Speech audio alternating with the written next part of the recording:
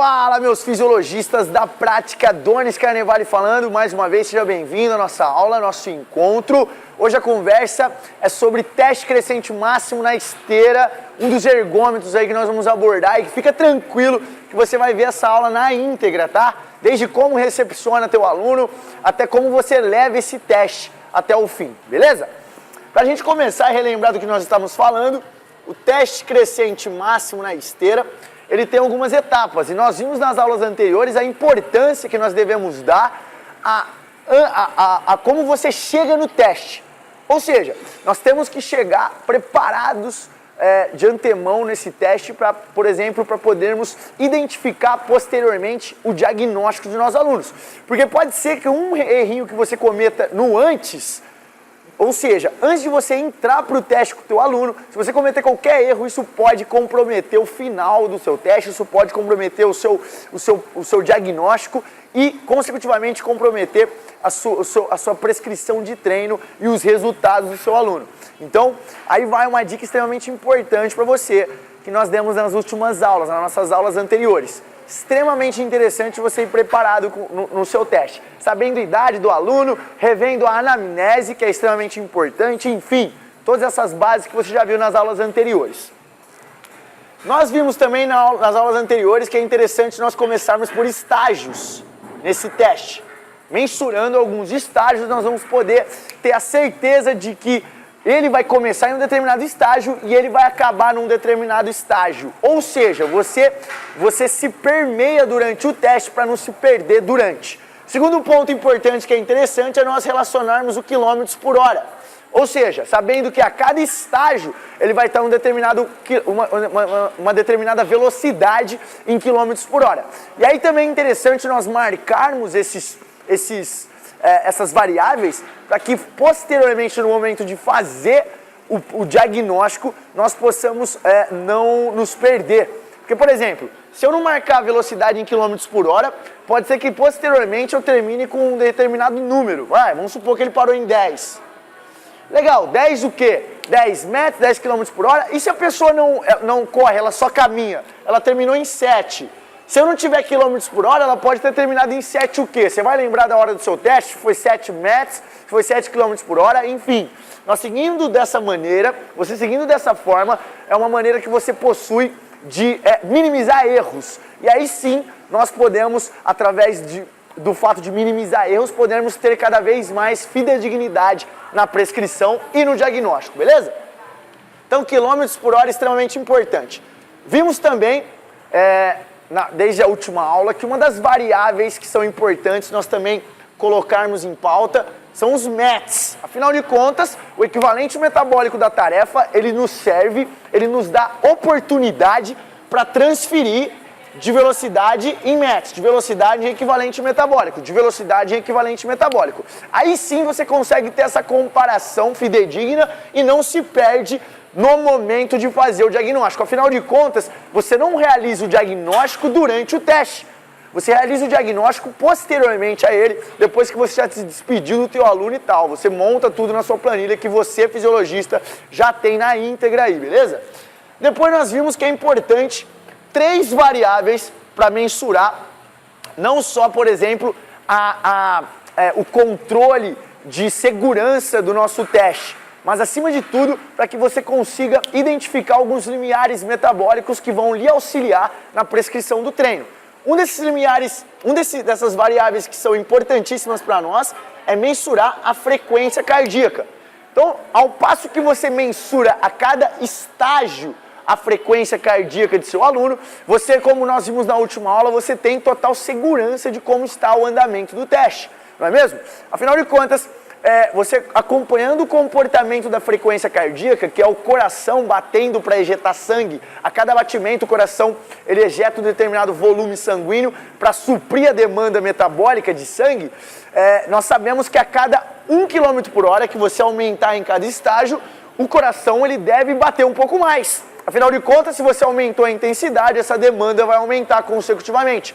E aí, é interessante que o seu coração ele aumente também as batidas para suprir essa demanda sanguínea. Legal? Nós vimos também que se por acaso a frequência cardíaca do teu aluno não acompanhar o aumento da intensidade, pode estar ocorrendo algum problema aí de comportamento no que tange aí o coração. E aí é interessante que você interrompa o teste, salvo de que se de repente não tem nenhum problema no seu frequencímetro, não tem nenhum problema de repente no que tange ao aparelho. Então fique esperto com isso, porque às vezes te pega na prática, beleza? Galera, a frequência cardíaca também, então nós vimos na última aula a importância dela para manter a segurança do teste. Na aula de hoje nós vamos entender a frequência cardíaca no que tange a identificação dos limiares metabólicos. Ou seja, no caso aqui, nós estamos falando do limiar de compensação respiratória e do limiar anaeróbio. Se você tem dúvida ainda nesses dois limiares metabólicos, é interessante que você volte algumas aulas e entenda o que é cada um e para que serve cada um posteriormente na prescrição de treino, beleza? Então vamos lá. É interessante, você vai perceber que a cada estágio, galera, 1, 2, 3, 4, 5, se você vai aumentando 1 km por hora a cada estágio, vamos supor que começamos com 5, 6, 7, 8, 9 km por hora, se eu estou aumentando a intensidade em aproximadamente 1 match, 4, 5, 6, 8 e 9, se eu estou aumentando em 1 match a minha intensidade, ou seja, o meu equivalente metabólico da tarefa, que é o METs, está sendo aumentado, como nós já dissemos nas aulas anteriores, é normal que a demanda metabólica, a demanda energética também aumente. Ou seja, o nosso músculo esquelético vai estar precisando de mais sangue, oxigenado, obviamente, beleza? Nesse contexto, obriga-se ao coração a trabalhar um pouquinho mais, obriga-se a aumentar a frequência cardíaca. Perfeito. Você vai perceber que a sua frequência cardíaca, a frequência cardíaca do seu aluno, ela vai ter um aumento de aproximadamente, que é o normal que nós vimos na última aula, entre 8 a 12 batimentos.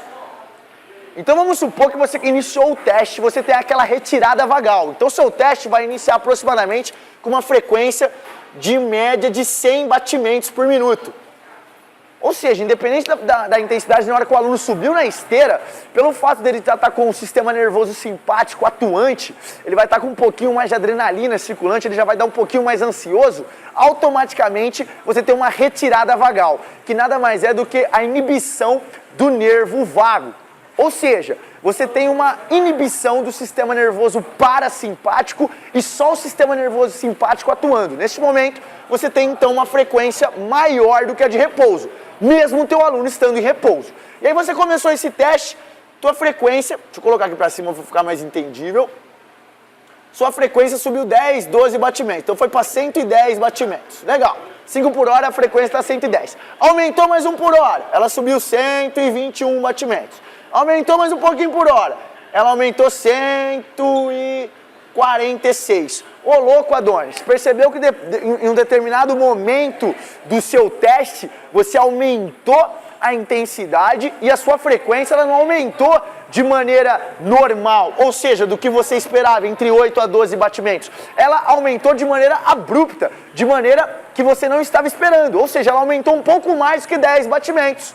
E aí, o porquê a gente usa essa variável frequência cardíaca também para mensurar os limiares, esse é um dos motivos. Porque quando a sua frequência subir um pouquinho mais do que você estava esperando, ou seja, ela estava numa curva assim, se nós estivéssemos no gráfico, de subida de 10 em 10 batimentos. De repente ela faz isso aqui e sobe mais do que 10 batimentos, a gente chama de inflexão, ou seja, ela faz uma inflexão, uma curva maior, ela sobe abruptamente, é um dos motivos que podem estar esclarecendo aí, que podem estar apontando, sugerindo um limiar metabólico, que no caso, o primeiro limiar metabólico que nós encontramos é o limiar anaeróbio, legal? Então, perceba no teste, se você já está aplicando alguns testes, perceba que vai ter um determinado momento que sua frequência cardíaca ela vai aumentar um pouquinho a mais de batimentos. Guarde esse momento, porque pode ser que aí seja o limiar anaeróbio. Por que o Adonis está falando que pode ser? Porque nós temos mais algumas variáveis que vão poder nos tirar essa dúvida. Então o que eu te indico aqui na prática, meu fisiologista, já que nós não estamos com analisador de gases, nós não estamos com nenhum tipo de aparelhagem, você está apenas com a sua prancheta, com o teu olhar e com o teu conhecimento. Então o que você vai fazer? Não vai falar que aqui já é o limiar anaeróbio. Guarda, porque posteriormente você vai comparar determinadas variáveis que nós vamos entender nas próximas aulas. E aí sim você no final, na tua casa, relaxado, pensando, consciente daquilo que você está fazendo, você vai poder bater o martelo em onde é o limiar metabólico, por exemplo, o limiar anaeróbio, para que nós possamos minimizar erros. Durante o teste, relembre que não é o momento de você ficar dando diagnóstico, não é o momento de você tomar decisão. Durante o teste, o teu foco é o aluno. E por isso que nós marcamos tudo numa prancheta ou numa planilha que você tiver disponível aí fácil em iPad, alguma coisa assim. Por isso que nós marcamos tudo, porque depois é o momento de você se concentrar e tomar as decisões para minimizar erros. Beleza, meu fisiologista? Então, a frequência cardíaca, que é muitas vezes excomungada por muitos, ela nos serve de muito, ela tem muita serventia para nós no momento de acompanhamento do teste, para segurança e para auxiliar, uma das variáveis que nos auxiliam a identificar, por exemplo, os limiares metabólicos. No caso aqui, o primeiro limiar metabólico é o limiar anaeróbio, beleza? É onde nós vamos poder ter uma oportunidade de prescrição de treino no começo do nosso planejamento de treino. Beleza, meus fisiologistas? Na nossa próxima aula nós vamos identificar uma outra variável que vai nos auxiliar a, posteriormente, bater o martelo no que tange a identificação dos limiares metabólicos. Não sai daí, aperte os cintos, essa é a fisiologia na prática.